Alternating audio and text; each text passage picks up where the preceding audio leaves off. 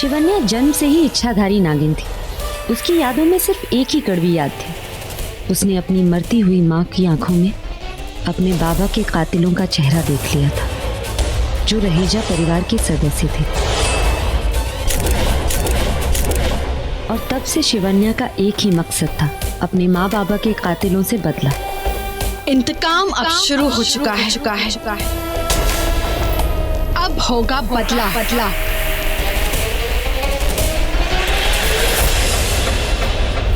शिवन्या ने रहेजा परिवार के बेटे का दिल जीता, ऋतिक। वो पागलों की तरह शिवन्या से प्यार करने लगा। ऋतिक की शादी के दिन उसकी दुल्हन की जगह शिवन्या ने खुद ले ली। वो भी इस तरह कि ऋतिक की दुल्हन बने तो सिर्फ वही, क्योंकि उसे उस घर में आना था। मैं अपने मकसद से पीछे नहीं हटूंगी। हर हद पार करूंगी। अपना मकसद जरूर पूरा करूंगी। घर में आते ही उसने अपने रास्ते बनाने शुरू कर दी। शीशा की मदद से एक एक करके अपने माँ बाबा के कातिलों को मारना शुरू कर दिया।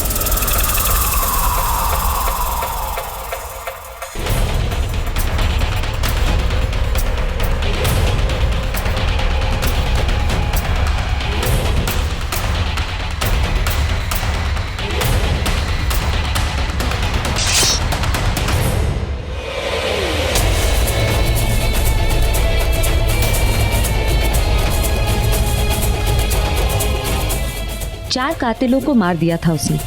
अब उसे पांचवें कातिल की तलाश थी, जिसका चेहरा वो अपनी माँ की आंखों में देख नहीं पाई थी। आखिरकार वो पांचवा कातिल भी सामने आया। आज तू नहीं बचेगी मेरी बात नहीं।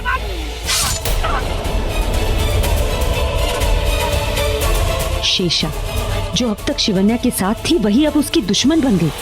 हाँ शिवन्या, मुझे ऋतिक चाहिए। तेरा पति प्यार हो गया मुझे उससे। उसे ऋतिक चाहिए था और उसे पाने के लिए अब उसने यामिनी से हाथ मिला लिया था। और एक दिन यामिनी और शेषा को पता चला महिष्मतियों के बारे में। नागमणि की जो शक्तियां तुम्हें चाहिए वो मुझे भी चाहिए। महिष्मतियों के पास सिर्फ 24 घंटे थे नागमणि हासिल करने के लिए। पर ऋतिक और शिवन्या ने फिर एक बार उनकी हर कोशिश नाकामयाब कर दी। दोनों ने मिलकर नागमणि बचा ली। 25 सालों के लिए फिर महिष्मतियों को दीवार के उस पार उनके ही महल में कैद कर दिया गया। ऋतिक और शिवन्या को लगता है वो जीत गए। उनके सारे दुश्मन खत्म। अब वो खुशी खुशी रह सकते हैं अपने अतीत से दूर। शिवन्या माँ बनने वाली है। उन दोनों ने अपनी एक नई जिंदगी शुरू की है।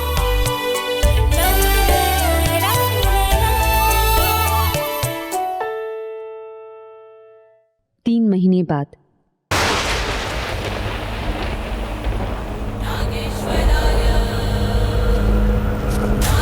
शिवन्या और ऋतिक को लगता था उनकी खुशी शुरू हुई, पर कुछ ही दिन बाद उनके पीछे कुछ लोग पड़ गए।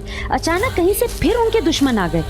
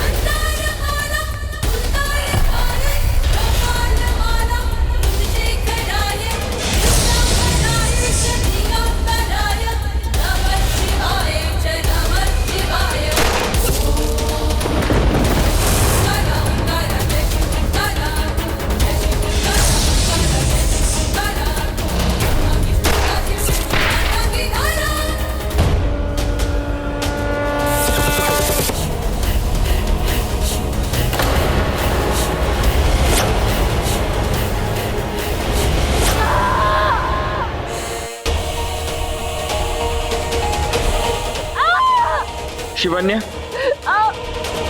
शिवन्या बोलो क्या हुआ? ऋतिक, मेरे पेट में बहुत दर्द हो रहा है। ऋतिक कुछ करो। 3 महीने से तो सब ठीक था। ये हमारे पीछे लोग क्यों पड़े हैं? कौन है ये लोग?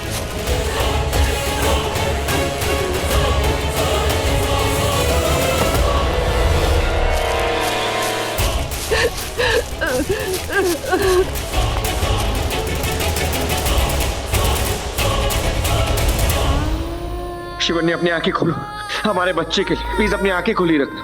मैं तुम्हें हॉस्पिटल ले जा रहा हूँ।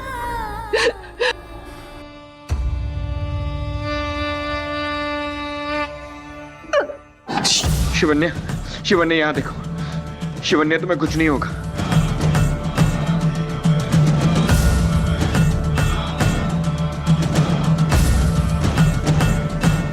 लगता है अब तुम्हारी बीवी बच्चे को जन्म देने वाली है। डॉक्टर सिर्फ 3 महीने हुए हैं। क्या? सिर्फ 3 महीने? और लेबर पेन? ऋतिक,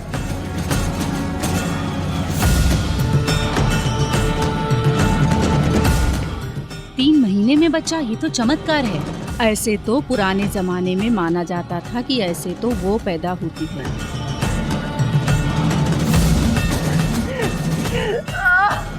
3 महीने के अंदर बच्चा पैदा होने वाला बचता नहीं है। पता नहीं इसका क्या होगा। 3 महीने मेरा बच्चा कैसे होगा?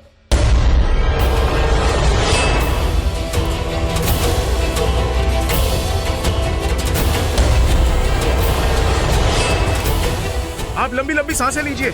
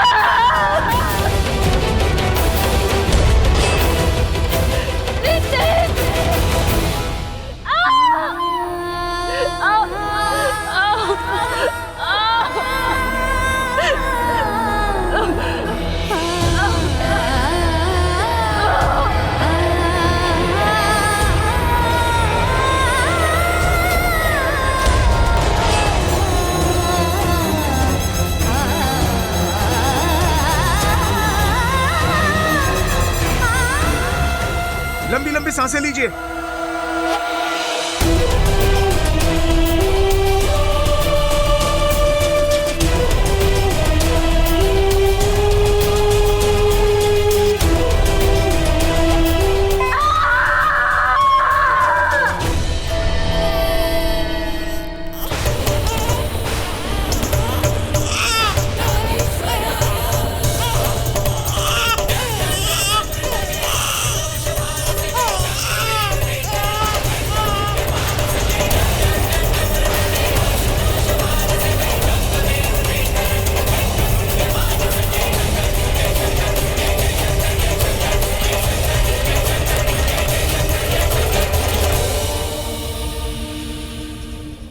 शिवन्या की ओटी से बच्चे की रोने की आवाज। नर्स, वो कांग्रेचुलेशन सर, आपको बेटी हुई है।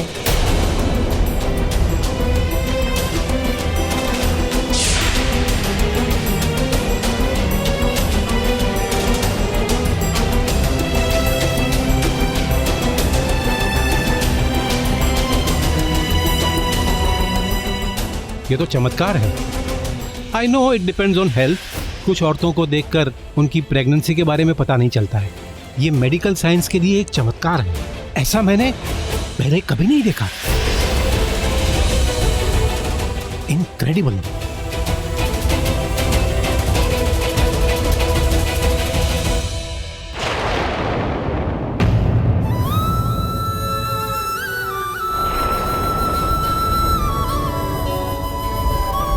ऋतिक, हमारा बच्चा 3 महीने में कैसे? यही तो मैं भी सोच रहा हूँ। वो एक बार माँ ने बताया था कि नागिन और इंसान के गर्भकाल में अंतर होता है। तो क्या कहीं वो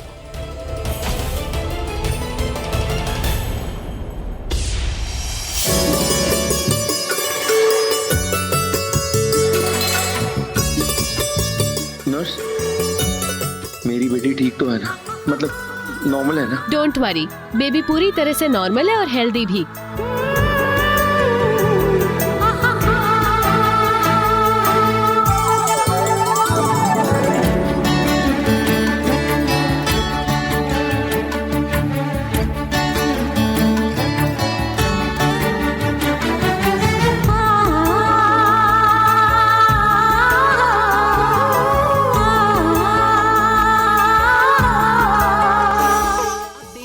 मम्मी को रेस्ट करना चाहिए।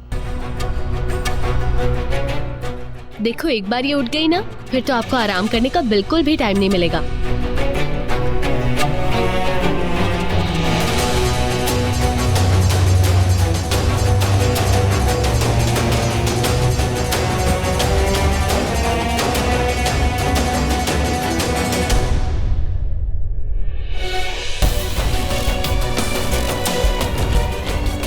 ऋतिक,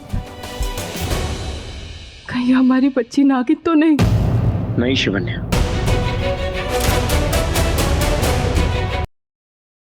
भी नहीं सकता। शिवन्या, मैं इंसान हूं।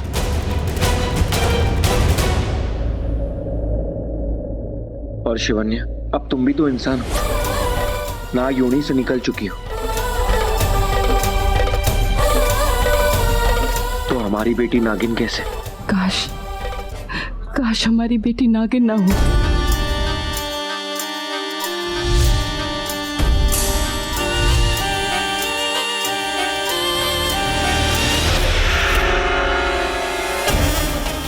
शिवन्या ने एक बेटी को जन्म दिया, नाम था शिवांगी।